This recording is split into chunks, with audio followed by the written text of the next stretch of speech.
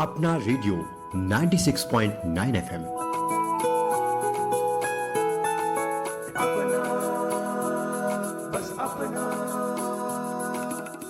श्रोताओं, आप सुन रहे हैं अपना रेडियो 96.9 FM और मैं हूं उदय शर्मा। स्वीकार कीजिए मेरा नमस्कार।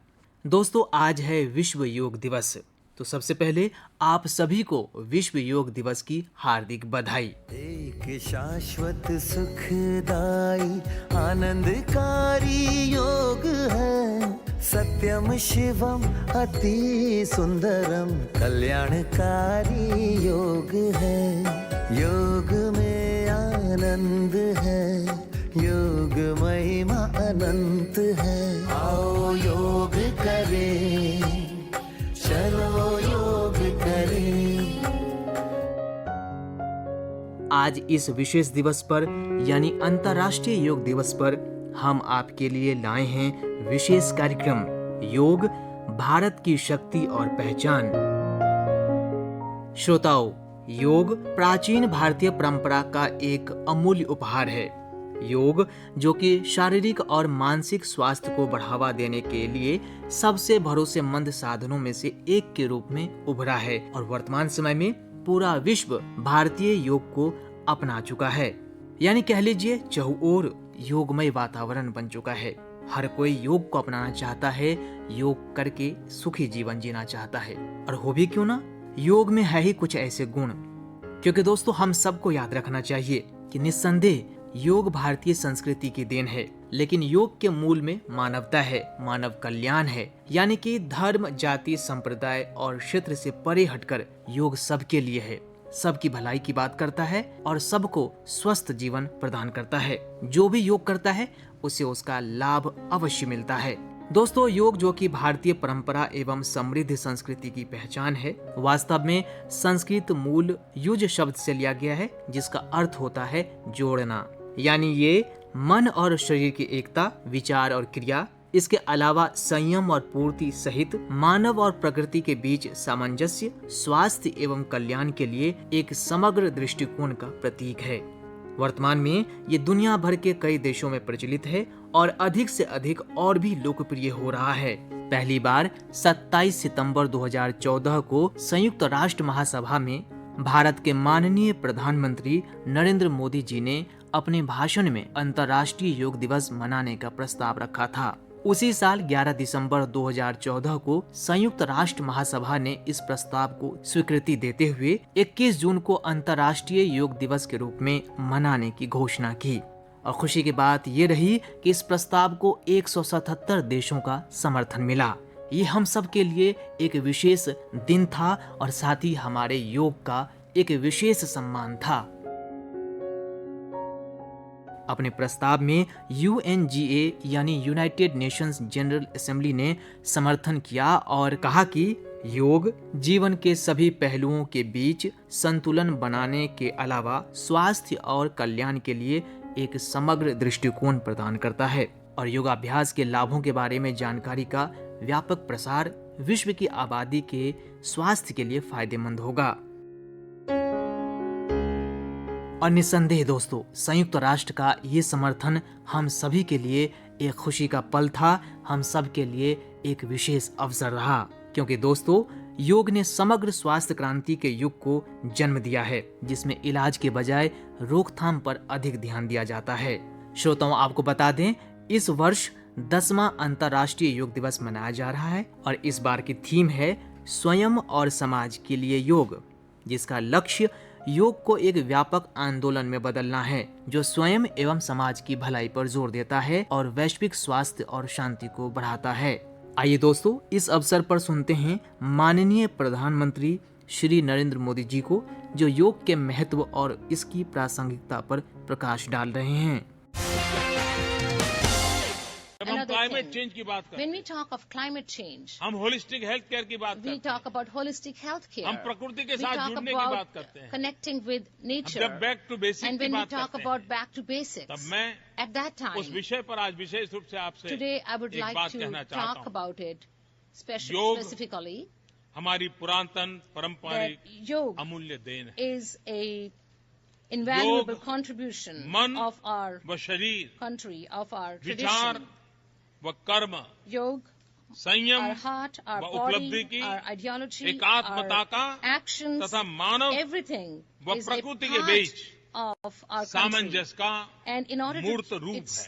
it's important that ये we have स्वास्थ्य a coordination व कल्याण का between all these. समग्र दृष्टिकोण And है। this is an important योग perspective. केवल Our welfare. व्यायाम भर न It's होकर yoga अपने should आप not be से just an exercise तथा for us, विश्व but व प्रकृति के साथ it should be तादात्म्य को प्राप्त करने का a means. माध्यम है।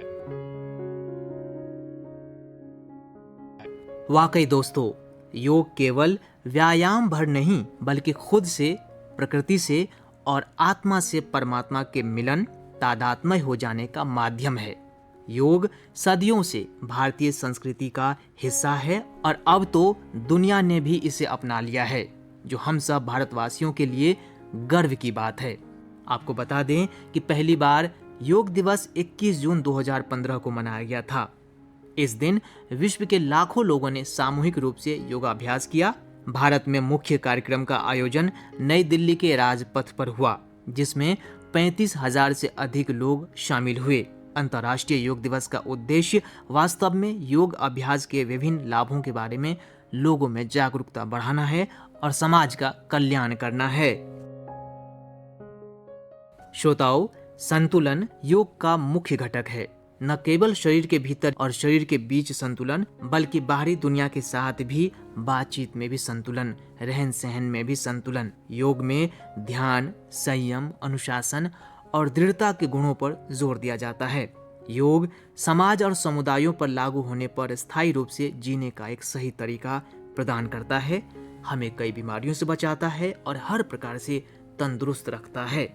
और क्या कुछ देता है हमें योग, चलिए सुनते हैं योग प्रशिक्षक यशपाल आर्य जी को, जो पिछले 10 सालों से लोगों को योग सिखाने का कार्य कर रहे हैं और समाज को स्वस्थ बनाने को लेकर रोज प्रयास करते हैं। आइए सुनते हैं इनकी बात इन्हीं की जुबानी। दोस्तों नमस्कार, आप सुन रहे हैं अपना रेडियो 96.9 FM। आज हम सभी मना रहे हैं विश्व योग दिवस और हम सबके लिए ये बहुत ही हर्ष का दिन है, क्योंकि योग हमारा है और हमारी सांस्कृतिक पहचान है, हमारी एक धरोहर भी है। और इस क्रम में हमें खुशी होती है कि हमारे कुछ युवा साथी हैं और कुछ हमारे इसी देश के लोग हैं जो योग को लेकर के बहुत ही उत्साहित रहते हैं और योग भी करते हैं, सिखाते भी हैं और प्रशिक्षण भी देते हैं।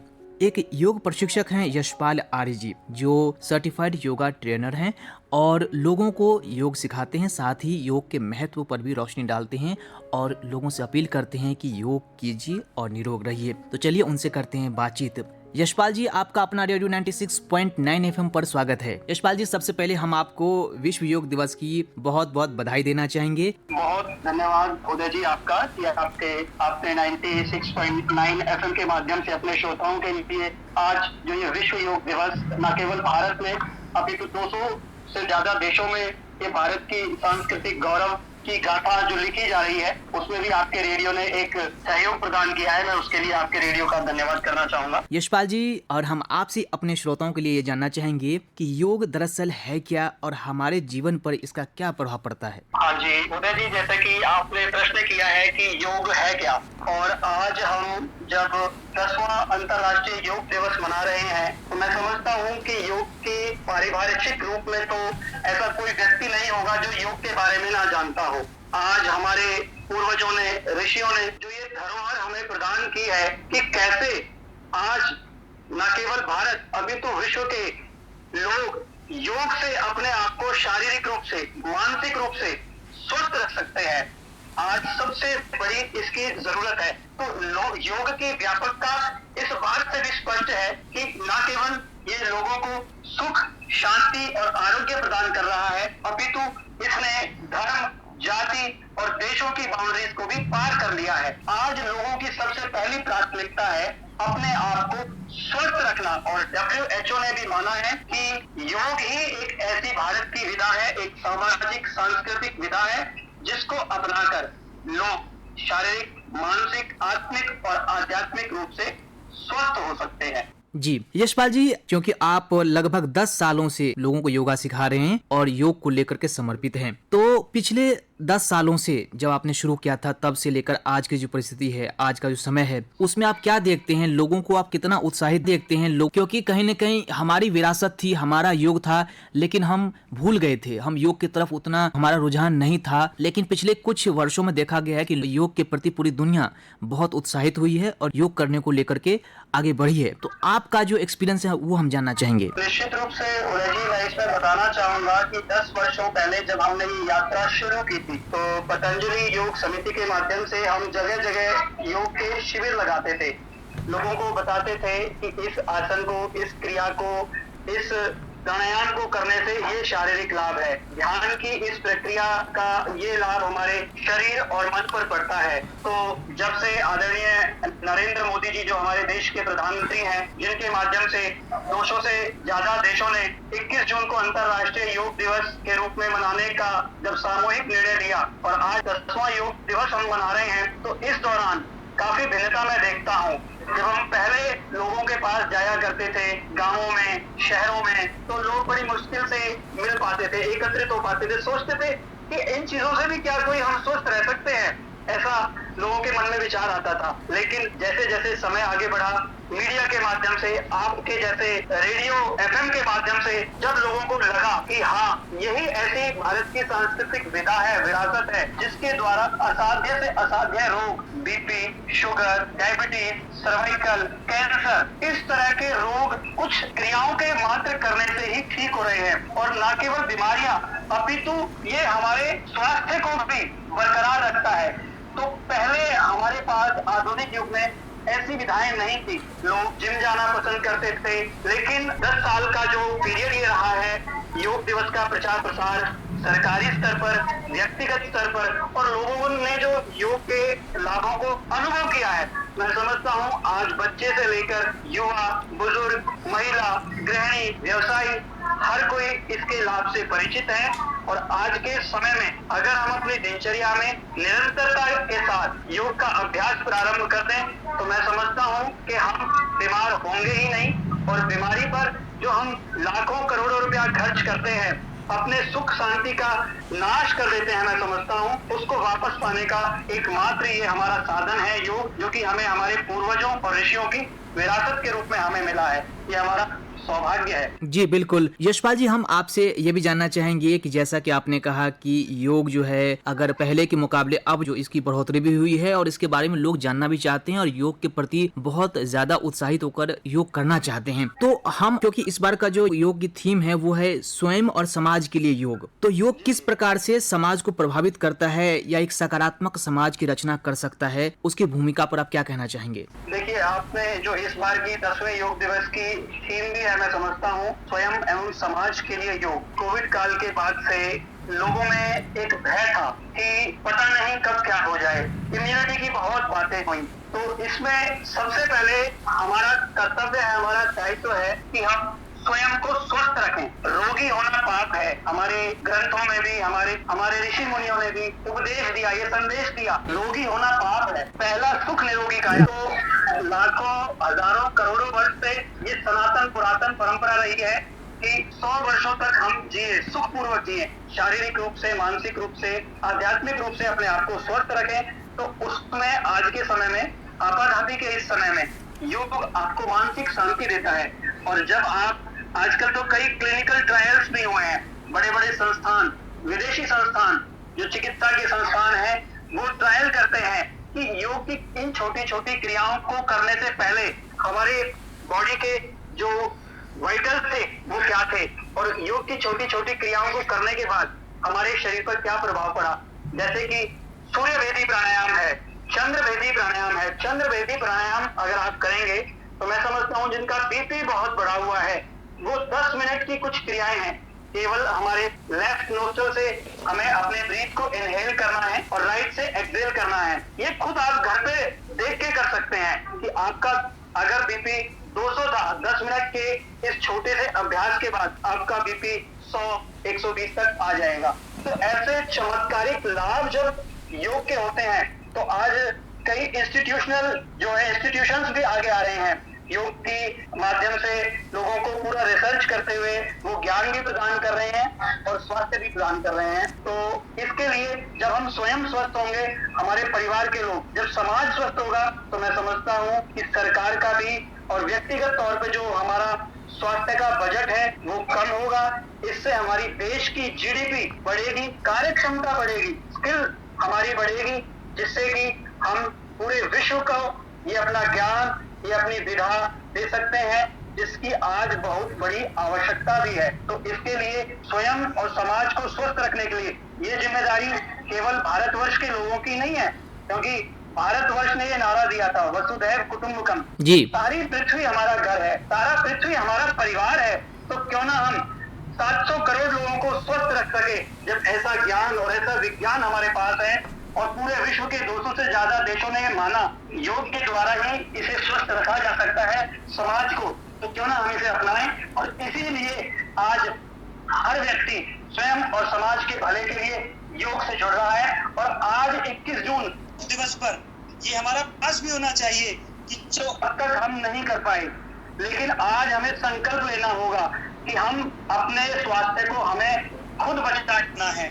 ये हमारी सबसे बड़ी जरूरत और धरोहर है, और यही हमारा देश के लिए सबसे बड़ा सहयोग होगा, विश्व के लिए सबसे बड़ा सकारात्मक सहयोग होगा। जी यशपाल जी, हम आपसे ये भी जानना चाहेंगे कि अभी भी बहुत से ऐसे युवा हैं जो योग न करके जिम वगैरह जाते हैं, तो उनको आप क्या संदेश देना चाहेंगे योग दिवस के दिन? जी बिल्कुल, आपने बताया जैसे कि कुछ युवा साथी हमारे जिम्स में जाते हैं। हालांकि जिम्स में भी काफी प्रभाव अब युवाओं पर पड़ा है, क्योंकि जिम के साथ साथ जो लोगों को न्यूट्रिशन के नाम पर केमिकल्स परोसे जा रहे थे, उसका दुष्प्रभाव जब युवाओं पे पड़ा है, तो उन्होंने देखा कि उनका शरीर जब जिम में काम करने के बाद अकड़ा, वो कोई भी कार्य नहीं कर पा रहे। फुलाने के लिए कुछ न्यूट्रिशन वगैरह खाकर, कुछ केमिकल खाकर कुछ समय में उनका शरीर फूल तो बेशक जाता है, लेकिन जब योग वो करने लगते हैं तो उनके शरीर में एक लचक, एक लचीलापन, एक फ्लेक्सिबिलिटी आ जाती है। पूरे दिन वो ऊर्जा से भरे रहते हैं, और जब ऊर्जा से भरे हुए रहेंगे, शारीरिक स्तर पर, मानसिक स्तर पर जो ऊर्जा उन्हें पूरे दिन मिलती है, तो युवा भी बहुत बड़ी संख्या में आकर्षित हो रहे हैं। अभी कुछ जो युवा बाजार के जाल में जकड़े हुए हैं, अकड़े हुए हैं, वो मुझे लगता है कि उन तक भी योग पहुंच रहा है, उसकी उपलब्धि पहुंच रही है, और वो भी कहीं ना कहीं इस बात से सहमत है। मैं भी दर्जनों युवाओं को ट्रेनिंग देता हूँ जिनका बीपी की प्रॉब्लम है, जिन्हें शुगर की प्रॉब्लम है, जिन्हें डायबिटीज की प्रॉब्लम है, जिनकी आंतें खराब हो चुकी हैं। तो ऐसे युवा अब योग की ओर आकर्षित हो चुके हैं। हाँ, बेशक इसमें थोड़ा संयम रखने की जरूरत है, थोड़ा श्रम करने की जरूरत है, थोड़ा सा मोटिवेट होने की जरूरत है। वो प्रयास व्यक्तिगत स्तर पर, सामाजिक स्तर पर और राजकीय स्तर पर भी किया जा रहा है, और 21 जून योग दिवस उन प्रयासों में काफी हद तक सफलता प्राप्त करने में हमें सहयोग प्रदान करता है, जहां हर कोई बच्चा, बूढ़ा, युवा योग की बातें करता है। अभी एक कैंपेन भी चला हुआ है कि 21 जून को हम योग करते हुए अपनी एक सेल्फी डालें। कितना अच्छा लगता है जब हमारी सेल्फी कोई हमारे स्टेटस पे देखता है, अच्छा आप भी योग करते हो। जी। तो मैं समझता हूँ आज प्रधानमंत्री से लेकर शीर्ष का हर व्यक्ति योग की केवल बातें ही नहीं करता, योग करता भी है। तो योग तो ऐसी चीज है, योग का मतलब है उपयोग। अगर हमें उपयोगी बनना है तो अपने जीवन में योग को बिल्कुल शामिल करना ही होगा, और जरूरत है आज इस समय में 2024 में कोरोना के बाद आज पूरा विश्व भारत की तरफ निगाहें बढ़ाकर देख रहा है। और मेरे कई साथी सिंगापुर में, बहरीन में, सऊदी अरब में भी योग की शिक्षा दे रहे हैं। तो ये भारत का डंका ही तो है कि भारत की सांस्कृतिक वैज्ञानिक धरोहर को पूरा विश्व देख रहा है, और हम उसमें सक्षम हैं। अब हमारी जिम्मेदारी है कि हम योग से जुड़े, स्वयं भी योग करें, आपके आस पास नजदीक कहीं भी योग की कोई कक्षा, उसमें सहयोग करें, अपने बच्चों को, बड़ों को, युवाओं को उसमें लेकर जाएं, और हमारा जो योग का जो ज्ञान है उसे स्वयं पे साधूत करें, और पूरे विश्व को वो ज्ञान देने की महत्वपूर्ण भूमिका में आ जाएं। अब वो समय है। जी यशपाल जी, योग का महत्व और योग के जो उद्देश्य है वो भी यही है कि हमारा समाज स्वस्थ हो, मानव स्वस्थ हो, और पूरा समाज जो है एक विकास की तरफ आगे बढ़े। यशपाल जी, आपने अपना महत्वपूर्ण समय हमें दिया, योग दिवस पर आपने बातचीत की, इतनी महत्वपूर्ण जानकारी दी, इसके लिए बहुत बहुत धन्यवाद सर। आपका भी बहुत बहुत धन्यवाद। रेडियो 96.9 FM का मैं हार्दिक धन्यवाद करता हूं कि उन्होंने अपने श्रोताओं के लिए आज विश्व की सबसे बड़ी जरूरत स्वास्थ्य के विषय में लोगों को जागरूक करने के लिए ये कार्यक्रम किया। मैं भी तहे दिल से आपका बहुत बहुत शुक्रिया करता हूँ, धन्यवाद करता हूँ। बिल्कुल दोस्तों, स्वयं भी योग करें, दूसरों को भी योग सिखाएं और लोगों को योग करने को लेकर प्रेरित भी करें, क्योंकि योगाभ्यास मन और शरीर के बीच सामंजस्य लाने को लेकर ध्यान केंद्रित करता है। साथ ही मनुष्य और प्रकृति के बीच में तादात्म्य संबंध बनाता है। योग मनोशारीरिक कल्याण, भावनात्मक संतुलन प्राप्त करने में मदद करता है और नियमित तनाव से निपटने में मदद करता है। ये सर्वविदित है कि योगासन यानी शारीरिक मुद्राएं, प्राणायाम यानी श्वास अभ्यास, ध्यान, सफाई और विश्राम अभ्यास आदि जैसे योग अभ्यास तनाव के प्रति प्रतिक्रियाओं को संशोधित और विनियमित करने में मदद करते हैं। कई नियंत्रित अध्ययनों ने उच्च रक्तचाप, chronic obstructive pulmonary diseases COPD, bronchial asthma, मधुमेह, नींद संबंधी विकार, अवसाद और मोटापे जैसे गैर संचारी रोगों के प्रबंधन में योग अभ्यास के सकारात्मक प्रभाव देखे गए हैं। दोस्तों, अगर इतिहास में झांकें तो हम पाते हैं कि योग का अभ्यास सभ्यता के उदय के साथ ही शुरू हो गया था। योग विज्ञान की उत्पत्ति हजारों साल पहले हुई थी, यानी कि धर्मों या विश्वास प्रणालियों के जन्म से बहुत पहले योग का उदय हो गया था। और योग विद्या में भगवान शिव को पहले योगी या आदि योगी या फिर कह लीजिए पहले गुरु, आदि गुरु के रूप में देखा जाता है। कई हजार साल पहले हिमालय में कांति सरोवर झील के तट पर आदि योगी ने अपने गहन ज्ञान को पौराणिक सप्त ऋषियों यानी 7 ऋषियों को दिया था। इन 7 ऋषियों ने शक्तिशाली योग विज्ञान को एशिया, मध्य पूर्व, उत्तरी अफ्रीका और दक्षिण अमेरिका सहित दुनिया के विभिन्न हिस्सों में पहुंचाया। दिलचस्प बात यह है कि आधुनिक विद्वानों ने दुनिया भर में प्राचीन संस्कृतियों के बीच पाए जाने वाली करीबी समानताओं पर ध्यान दिया और आश्चर्यचकित हुए। हालांकि ये भारत ही था जहां योग प्रणाली को अपनी पूर्ण अभिव्यक्ति मिली। अगस्त्य सप्तऋषि, जिन्होंने भारतीय उपमहाद्वीप में यात्रा की, उन्होंने इस संस्कृति को एक मूल यौगिक जीवन शैली के इर्द गिर्द गढ़ा। यौगिक उद्देश्यों और योग साधना करने वाली आकृतियों के साथ सिंधु सरस्वती घाटी सभ्यता की मोहरों और जीवाश्म अवशेषों की संख्या प्राचीन भारत में योग की उपस्थिति का संकेत देती है। लिंग के प्रतीक, देवी माँ की मूर्तियों की मोहरे तंत्र योग का संकेत देती हैं। योग की उपस्थिति लोक परंपराओं, सिंधु घाटी सभ्यता, वैदिक और उपनिषद विरासत, बौद्ध और जैन परंपराओं, दर्शन, महाभारत और रामायण के महाकाव्यों, शैवों, वैष्णवों और तांत्रिक परंपराओं की आस्तिक परंपराओं में उपलब्ध है। इसके अलावा एक आदिम या शुद्ध योग था जो दक्षिण एशिया की रहस्यमय परंपराओं में प्रकट हुआ।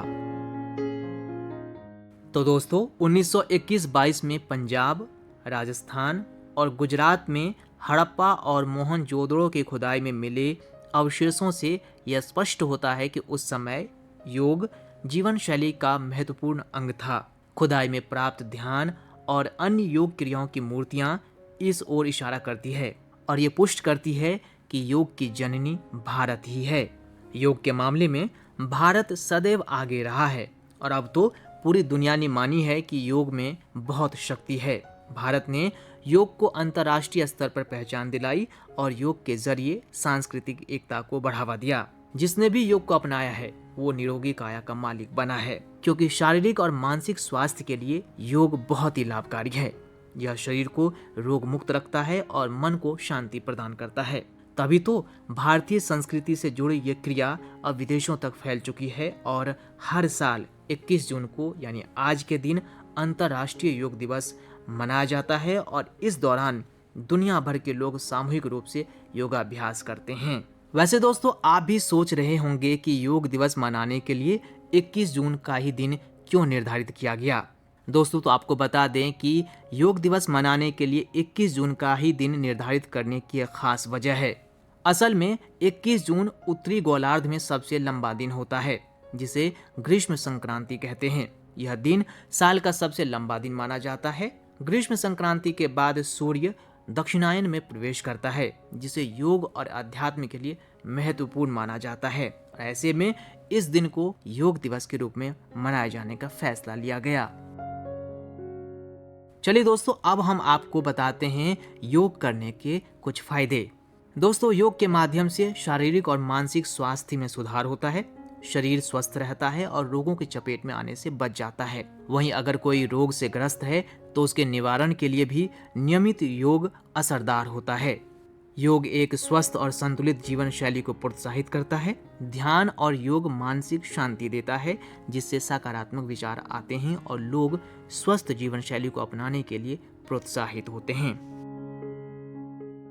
निस्संदेह दोस्तों, योग एक प्राचीन भारतीय परंपरा है जो अब वैश्विक संस्कृति का हिस्सा बन चुकी है। योग से परस्पर देश विदेश के योगी एक दूसरे से जुड़ते हैं और सांस्कृतिक एकता को बढ़ावा देते हैं। ज्ञान विज्ञान में दिनों दिन प्रगति कर रहे आज के भारत में हर प्रकार की समृद्धि देखी जा रही है। विशेष रूप से भारतीय योग ने वैश्विक स्तर पर एक विशेष मुकाम हासिल किया है, जो हम सब के लिए गर्व की बात है, क्योंकि योग है भारत की शक्ति और पहचान। तो दोस्तों, अपनी इस अद्भुत शक्ति को हम कमजोर ना होने दें। अपनी पहचान यानी योगमय संस्कृति को यूं ही बरकरार रखें, ये हम सब भारतीयों का कर्तव्य है।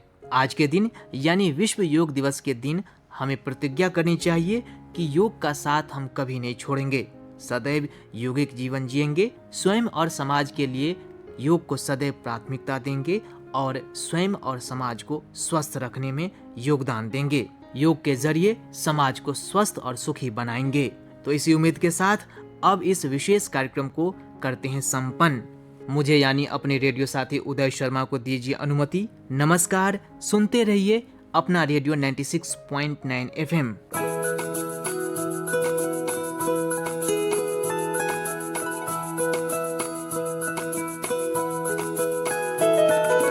मेरी ख्वाहिशें, मेरे अरमान, मेरा बस यही सपना, जिंदगी में हर कोई समझे हम सफर मुझे अपना अपना, बस अपना।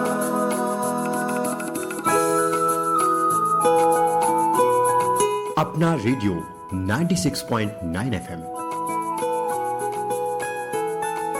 अपना, बस अपना।